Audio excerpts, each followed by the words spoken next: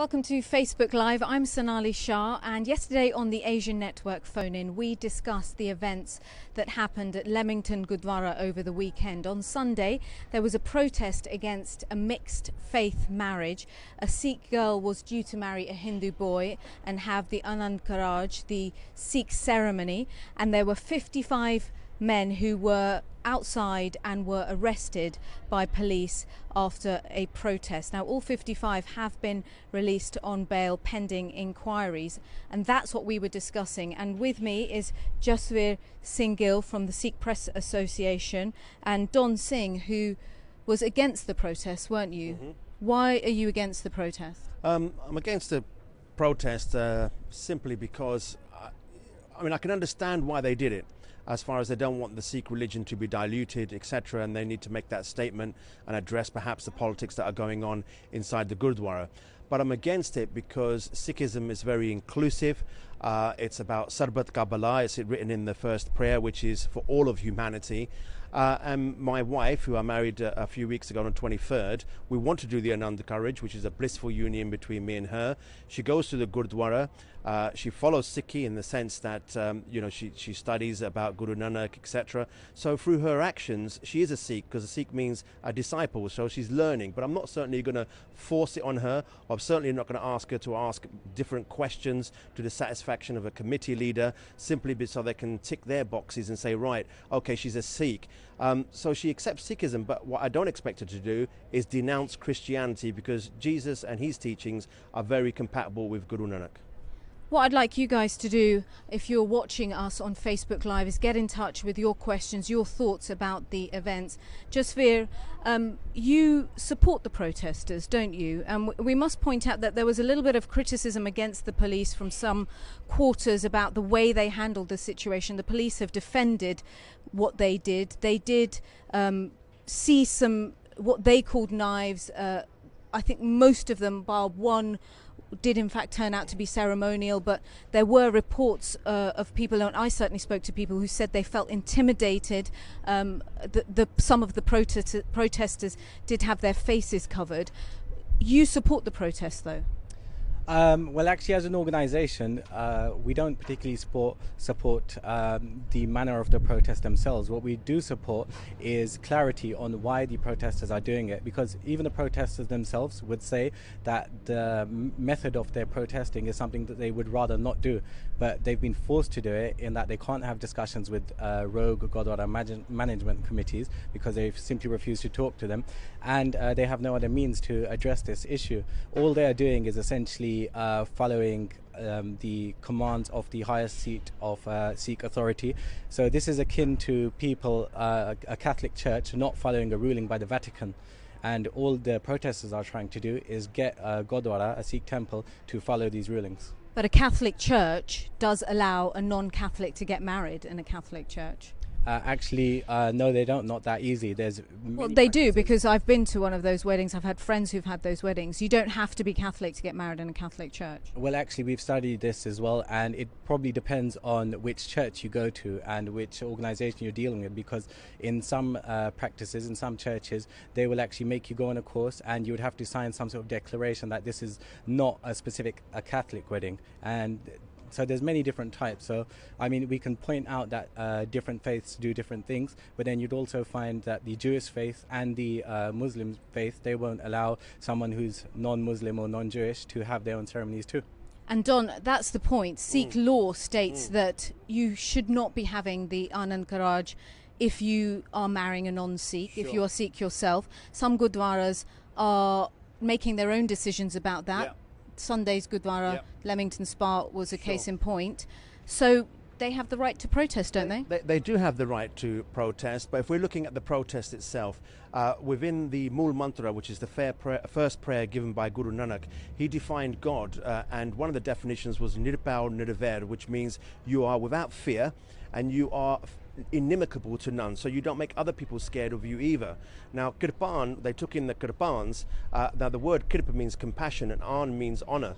I don't think there's any honor if you're going in balaclavaed up and you're making other people scared of you and intimidating them, yes, you have the right to protest, and it's valid. I'm not against what they're trying to argue, because this is what we're doing out here. We're having a discussion. There are two Sikhs, and he's my brother, and we're not going to fall out, but we're going to have maybe a heated discussion, but we're still going to discuss it until we can come to some solution. But in the interim, I don't think they've got a right to go in and disrupt a man and a woman who've chosen to get married, one of them being Sikh, the other one being Hindu, but one of them at least is Sikh. And I don't think they should have gone in there, because that's gone against the very scriptures, what Guru Nanak said that we should be like. Yes, it's fair enough to be warriors, but we have to be saint warriors, miri piri, that's what the Khanda stands for, and following what the definition of God is, without fear and making no one fearful of you. Now, I've got a pragmatic approach. If you can convince me that I shouldn't go ahead with the Ananda Courage, I've got no problem with that at all. Just as I've changed my view on Rakriya. I was actually for Rakriya because my mum's Hindu, my dad's Sikh, my children are Muslim, my wife is Christian, so we get many holidays off. But you know what? We all live in harmony, but we have heated debates, and we all say that there is one God, and we've got our different paths to approaching God. But I changed my view on Rakriya because my sister, she was in an abusive relationship. She was very demoralized. She's got a law degree, but she was in a relationship. But now I said, look, follow Sikhi, say God's name and recite it. And she got into Sikhism as Sikhi. And then she said to me, you know what, after 45 years, I'm not going to put a Rakriya on. I said, why not? She goes, because it's a Hindu custom. So I thought, well, the first reaction was, no, that's wrong. You shouldn't be doing that. But then I studied it and I thought, hold on, we're on about equality for women in Sikhi. And in that, where is the ceremony that we actually protect the sisters? Same as Lori, we celebrate the birth of the firstborn son. Where's the equivalent for women? That reflects directly what's happening in Punjab, infanticide, etc. So I came full circle. I said, you know what, you're absolutely right. I'm blessed that my younger sister taught me that, you know what, Rakriya doesn't have a part in Sikhi, and I now don't put Rakriya or don't accept Rakriya for any of my sisters. So I'm prepared to change my view if you can convince me. Where I am at the moment, as long as I'm Sikh, I can lead by example. If then Tina wants to fully embrace Sikhi and take Amrit, etc., brilliant. But I have to lead by example, just like Guru Nanak did not give his throne to his sons. He gave it to Guru Angad, because Guru Angad earned the right through his actions. So we're Sikh by our actions, not because of the turban, not because of the beard, and you don't wear a turban, and you don't, you could turn around and say, oh, he's not a proper Sikh. Well, there's a phrase in Latin, non cuccus facit monachum. The robes do not make the monk, the pug does not make the Singh, and I'm a Sikh, and I'm very proud of it, but I should have the right, and I'll go up against whichever federation to marry my wife, who's a Christian, who is a Sikh in what she does. There's a lot for you to comment on there, a lot for all of us to talk about. Let's go to some of the comments that are coming in. Jenna is saying that interfaith marriages are great. Adam is asking, why is this happening? Well, hopefully, Adam, we will be answering that. Whether you're satisfied with that answer or not, let's see. Ross Howard has said, if you love someone, you love them, why should faith even come into it? Danny Seddon says, if no one else is, it's no one else's concern from the two people apart from the two people in the marriage.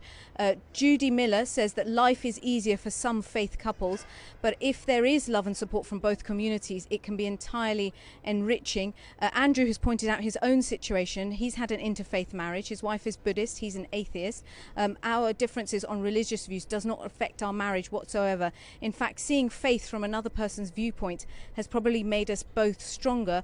And addressing the Catholic Church issue, which I know we don't seem to be agreed on the actual rules, but I do know people that have got married in Catholic churches.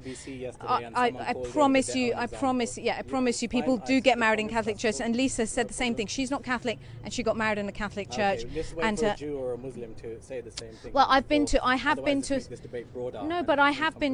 been to a Jewish wedding, but it was in a liberal synagogue, and as you said, it was a blessing as opposed to But different temples and different places of worship do sometimes have their own rules. But let's talk about clarify a point about the marriage, as it were. Exactly. So, are you against interfaith marriages? No one at all, including the protesters, is against any form of interfaith marriage. It's the Anand Courage ceremony itself which they are protesting against being commoditized and sold off to anyone who can simply write a check. So you're okay if a Sikh and a non-Sikh have a blessing inside a Gurdwara? Every single group that is vocal on these issues have said, Couples are more than welcome to have any form of blessing other than the Anand Karaj ceremony. They can have their civil ceremony at a Gurdwara. So it is one specific ceremony only. Couples can get married. They have been allowed to get married, and hopefully they will in future continue to get married, but just not have the interfaith, the Anand Karaj ceremony unless they are both Sikh. Why do you think some Gurdwaras are going against that Sikh law then? Well, the accusation leveled by the protesters very clearly is for financial gain. Weddings are a big money maker for Gurdwaras, and to say that to cut off a whole line of customers, as they're probably seeing them, would hit them in the pockets. What about cutting off people from your own community? If a person is of the Sikh faith, but they're marrying someone who is Hindu or Jain or Muslim, and they want to marry in a Sikh temple, why stop them? Why are you turning them away? Now, the reasons that are being propelled by the groups doing this is because your faith should not be based on one specific ceremony. Now, why they are turning them away is because the lava itself, which is the verses which are sung while the ceremony is being performed, strictly state that the promises made are to the Guru. This is not a ceremony where the couple are making vows to each other. So it's very different from any other type of marriage ceremony. The couple are actually making vows to the Guru about following his path and following the ways of Sikhi. Now, I know Don said that he doesn't feel his wife should renounce Christianity. Renouncing is perhaps a big harsh word, because no one is saying that there's not a lot of compatibility with some of the teachings in Christianity and Sikhi. But essentially, we need to understand what is being said during the lava, and I would ask anyone to speak to those who study Gurbani, who study Sikhi, who have that kind of education and background, and take your viewpoint from them rather than coming up with your own opinion, which is based on true. But if we're going to base it around one specific ceremony and say even though Sikhs feed half the world with langar every day, Sikhs allow anyone inside a Gurdwara, Sikhs do so much for the wider world, as we see with groups like Khalsa Aid and so forth, but because of one specific ceremony we're no longer inclusive, I think that's a very kind of childish way to think about things. But what? Can I come back on this? Right, childish in a sense of ignorant, lack of knowledge. You're saying it should be kept historically, what the Sikh scriptures are saying, etc. Let's remember where Anand Karaj came from. Guru Amar Das, Guru Ram Das, fourth Guru. Third Guru and the fourth Guru, exactly, third and fourth Guru. They brought it about because there was lots of inequality for women and for men. They brought it about because in the Hindu customs at the time, there's something called sati. When the husband dies, the woman had to throw herself on the funeral pyre. So they brought it about to turn around and say, listen, you are allowed to marry, but it is a union. We're not about marriage. Someone mentioned their comment. It's between two people. What's it got to do with God? He's right, my brother is saying there, that it is a union between the couple of two souls becoming one, am I right? And they then are marrying God, and then you are living your married blissful life in accordance with God's will. Now I've got some notes, but I'm not going to produce them, but I urge people to actually find out, because when you go to these ceremonies in the Gurdwara, you've got somebody who speaks in Punjabi and you're doing the 4 circumambulations around the Guru Granth Sahib, and they don't really know what those vows are. Now each one has a specific meaning. One is about getting rid of ego with yourself. One is about living your life with morality and living it in union and connection with God, and remembering and being a good upstanding member of society. Am I right so far? What these vows are? In some ways, but I think we could have a better discussion with some of the Sikh educators that do this full time. So basics of Sikhi. Turn this into, yeah, in essence, that's what it's about. It's about two souls becoming one, and you are marrying God. There are 3 people involved in that relationship, 2 of which become one, and then you marry God. Are we in agreement with that? Yeah, we'll accept that timing. Yeah, in essence, yeah. We don't have a lot more time. No, and then what I'm going to say to you, a little story here. I spoke to a Sikh elder of a famous Gurdwara in Gravesend, and I said, we want to get married in the Gurdwara. I said, yeah, no problem. Does she accept Sikhi? I said, yeah, because 1, she accepts me, 2, she goes to the Gurdwara and she's learning and she's a disciple, etc. He goes, okay, will she then denounce all other religions? I said, and you've mentioned so far Islamic, Judaism, etc. We don't see ourselves as a chosen people, and we don't put everyone else in damnation and say, you know what, they're kafirs, non-believers. No, but I'm just saying, okay, so therefore, one ceremony is important to me because I want God equate to in my life. Right. Because you can't do one ceremony. You can have many other ceremonies. You're allowed in the Gurdwara. You can do many things with us. It's one ceremony. Where we turn around and we exclude people. No, it's not. I pride myself. Okay, Tina turned around, she went on record, she goes, she loved going in the Gurdwara, and she felt so welcomed because, you see, everyone is equal. Now, because of what's happened, she's actually upset. Yes, because it's important to have God in our lives. I feel that's selfish. I honestly feel that's selfish. Based on one simple ceremony, the whole religion, the whole teaching of the faith will be... It's contradictory, brother. It is, because she's a Sikh in what she does. Come to the mic, because I can't navigate. She's Sikh, brother, in what she does. Hold on, Guru Nanak Well, Ji, that's for the question. example, Who's more Sikh? Inspired Guru Amar Das to actually then he took the Gaddiship, right? And I'm saying, if I say to Tina, you must say the kalma, like Muslims say, you say the kalma, you become Muslim. That's it.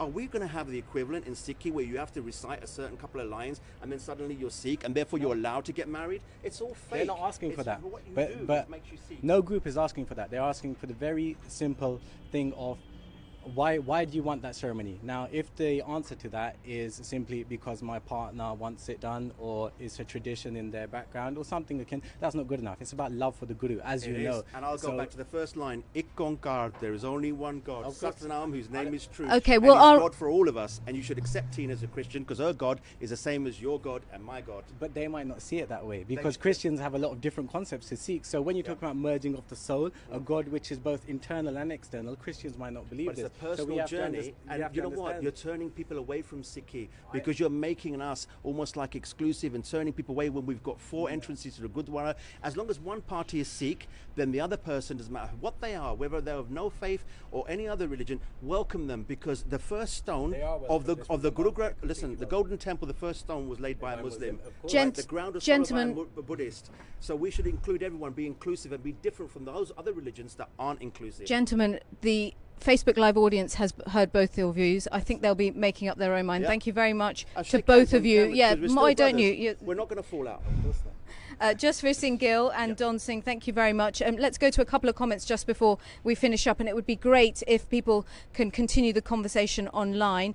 Mariella Russell says, I'm a Catholic and married a Protestant. We never had any problems. And Hugh Daiwei says, the couple can get married in a registry office. If they want a religious ceremony as well, they need to find a suitable place for them both. The disruptors were putting a dogma above happiness of the couple, which is wrong. I'll let you decide. Carry on the discussion online. Thank you for joining us. Thank you.